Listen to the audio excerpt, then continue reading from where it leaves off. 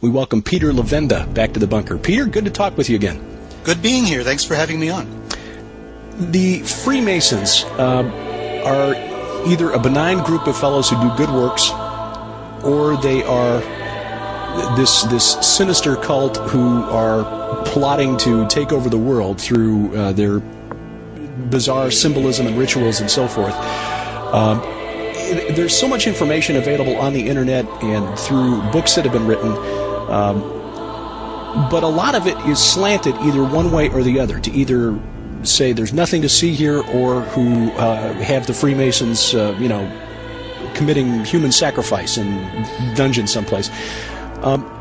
You've researched them for The Secret Temple, your latest book. Where do you start? Where do you start? Let's begin because the latest novel from Dan Brown, The Lost Symbol, is atop the New York Times bestseller list and probably will be for months to come. There's already a movie that's been announced, which is no surprise. Sure. And in the book, Brown goes out of his way to point out all of the Masonic symbolism and imagery that is built into Washington, D.C., and other communities around the country, but especially in Washington, D.C. How much influence did Freemasonry actually have on the founding of the United States?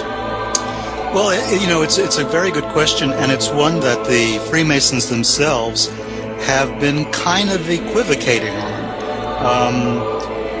They're very nervous. I mean, I've seen interviews with leading Freemasons, people connected to the Masonic temples in Washington, D.C., and with the United Grand Lodge. And they're on the one hand, it seems as though they would like to take some credit, and on the other hand, they don't want to be accused of being the sinister cult, the secret society that's trying to take over the world. So they're walking a fine line between both. The problem with Freemasonry is that if you're not a Mason, most of what you're going to find out is going to be secondhand sources. If you are a Freemason, can you be trusted to tell the truth about it? In fact, if you are a Freemason, you're pretty much forbidden to tell the truth about it. I mean, there's certain things you have to keep secret. So, it's catch-22. So what I had to do is, in order to answer that question, I had to go back to all the primary source documents I could find and work my way up through history to see what was what. We know, for instance, that George Washington, very famously, was a Freemason. There's no doubt he was a Freemason. His correspondence shows that. He admits that. There are paintings of Washington in his Masonic regalia. There's no doubt that Washington was. There's no doubt that many signers of the Declaration of Independence were Freemasons, that the majority of generals during the American Revolution on the U.S. side were Freemasons.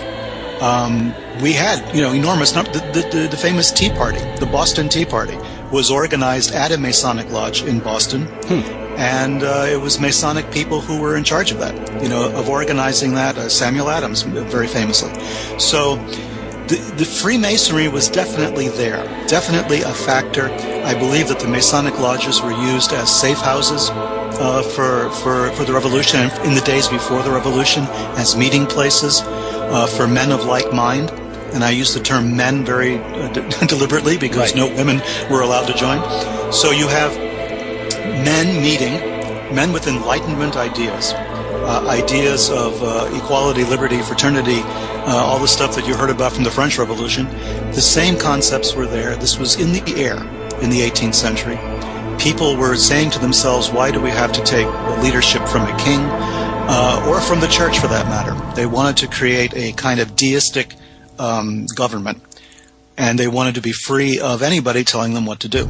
So the idea was we get together as a band of brothers, and it's brotherhood that's going to create the revolution, brotherhood that's going to create the government. So if you ask yourself, was Freemasonry involved in the American Revolution? Oh, absolutely. Were all the founding fathers Freemasons? No, not at all. But there were enough of them who were Freemasons. And Freemasonry did have its origins, from my research, in the Masonic temples in Boston and in Philadelphia. Benjamin Franklin was a Freemason. Franklin, during the time of the Revolution, was in Paris.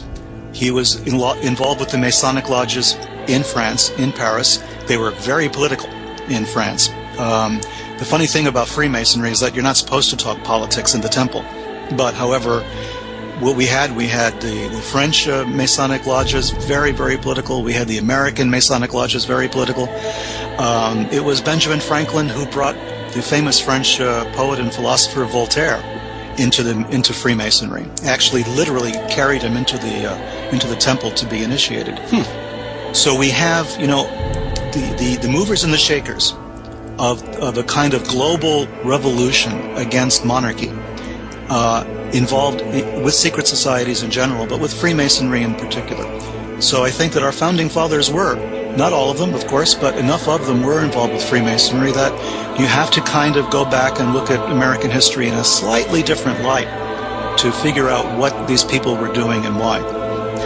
An important question, I think, for our listenership, which, as you know, is heavily Christian, and there are some rather prominent Christians, or professing Christians anyway, who claim that the Freemasonry of George Washington was different from the Freemasonry of 80 years later, the Freemasonry of Albert Mackey, Albert Pike. Right.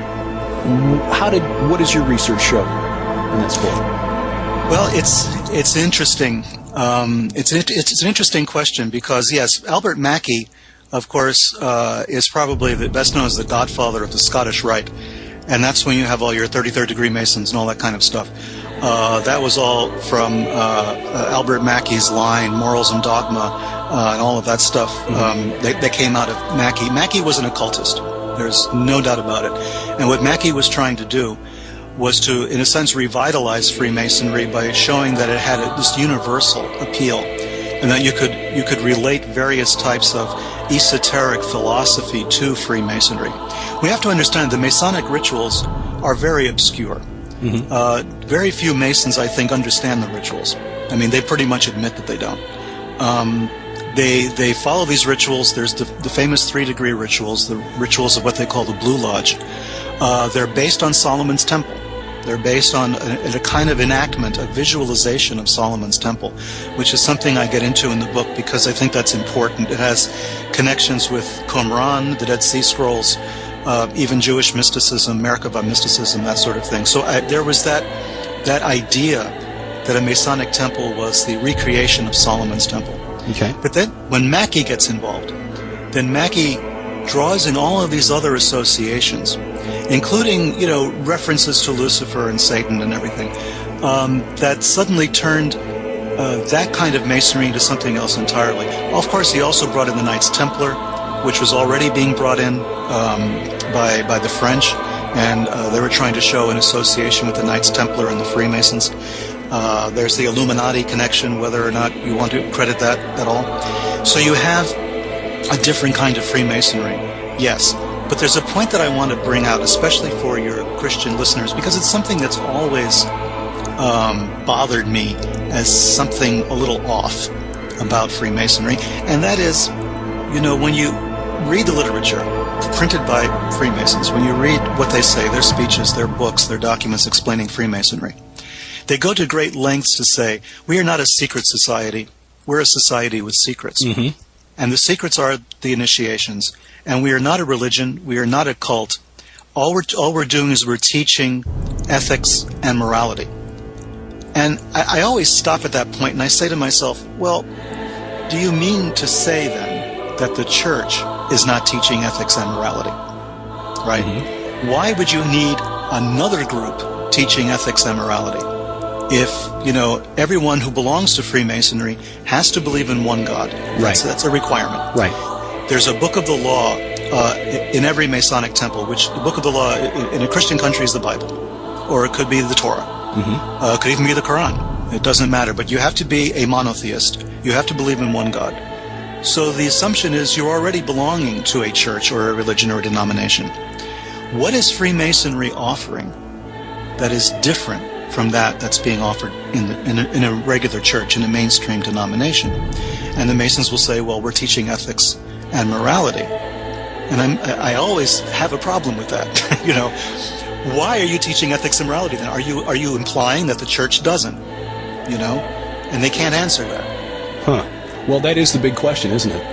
Well, going back to the Enlightenment ideas of the Freemasonry of the founders of the United States. What do you mean by Enlightenment ideas?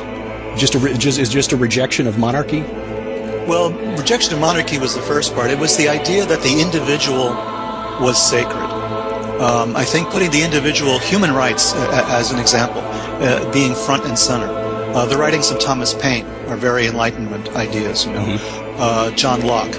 All of the philosophers of that period were all writing things about the dignity of man, about the rights of humanity, about the fact that governments should be answerable to the people and not the other way around.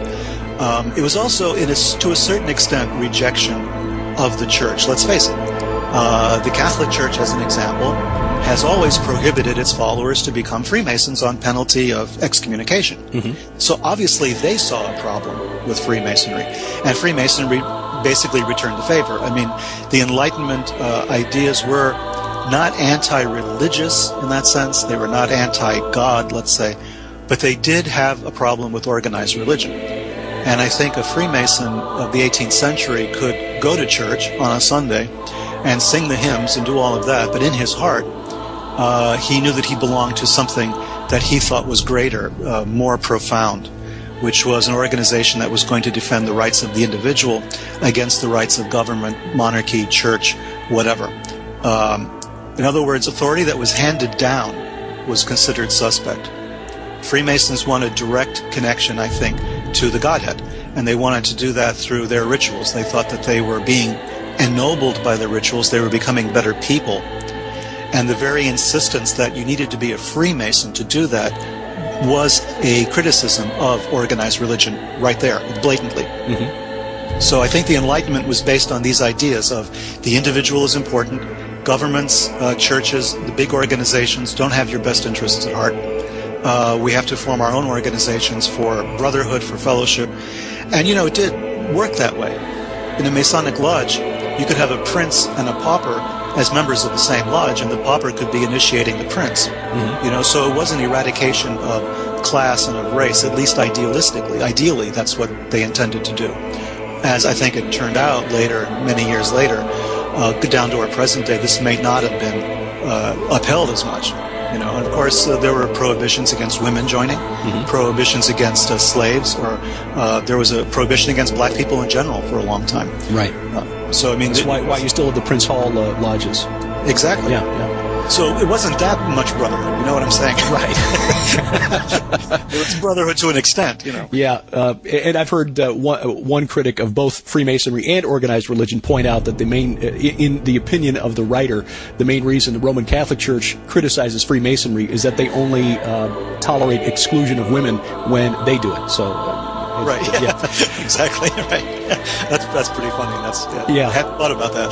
Well, I mean, I think that the hatred of the church towards Freemasonry may be evidence of something that I tried to explore in the Secret Temple, and that is, is there a connection between Freemasonry and the Knights Templar?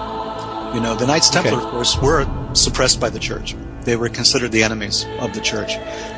These famous crusading knights were arrested in the 14th century, the early 14th century, on Friday, October 13th, and all arrested all throughout France and parts of the other Christian empire. And their leaders were put to death, executed. There was torture, there were forced confessions, etc. And I think that the Freemasons identified themselves at a certain point with the Knights Templar. And many Masonic historians say that's nonsense. There's no connection. But then why the Demolay Society? Hello. Hello. But I mean, that's just one thing. I started looking at the documents, and the arguments that the Freemasons give are kind of silly. They say that Freemasonry didn't start until 1717 in London with the formation of the United Grand Lodge. Well, that's not true. Elias Ashmole, for instance, the founder of the Ashmolean Museum, a member of the Royal Society, was initiated into Freemasonry 100 years earlier than that, almost. I mean, the record of his initiation is on file; it's documented. So there were Freemasons in the 1600s, and then I look at the older documents, the oldest existing documents of Masonic initiation.